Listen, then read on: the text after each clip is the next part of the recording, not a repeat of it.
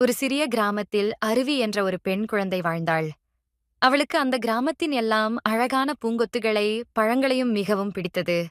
அவளின் சிறந்த நண்பர் எரிகாய் என்ற ஒரு சிறிய குருவி. எரிகாயின் பெரிய கனவு என்னவென்றால், உலகத்தை ஒரு அழகான பார்வையில் பார்ப்பது. ஒரு நாள், அருவி மற்றும் எரிகாய் அந்த ஊரின் பக்கம் இருக்கும் பெரும் பாறையில் சென்றனர். அங்கு அவர்கள் ஒரு பழைய மரம் கண்டனர். மரம் மிகவும் பழமை வாய்ந்ததாக இருந்தது. அதன் கீழிருந்த ஒரு கல்லில், உலகத்தை அழகாக பார்க்க வேண்டுமானால் இதை செய்யவும் என்று எழுதப்பட்டிருந்தது. அருவி சிரித்துக்கொண்டே அந்த கல்லின் மேல் எழுதிய வார்த்தைகளை எழுதி படித்தாள். எரிகாய், இந்த வார்த்தைகள் என்னை உணர வைக்கின்றன. உலகம் அழகாக இருக்கின்றது, ஆனால் நாம் அதை கண்டுபிடிக்க வேண்டும் என்று கூறியது.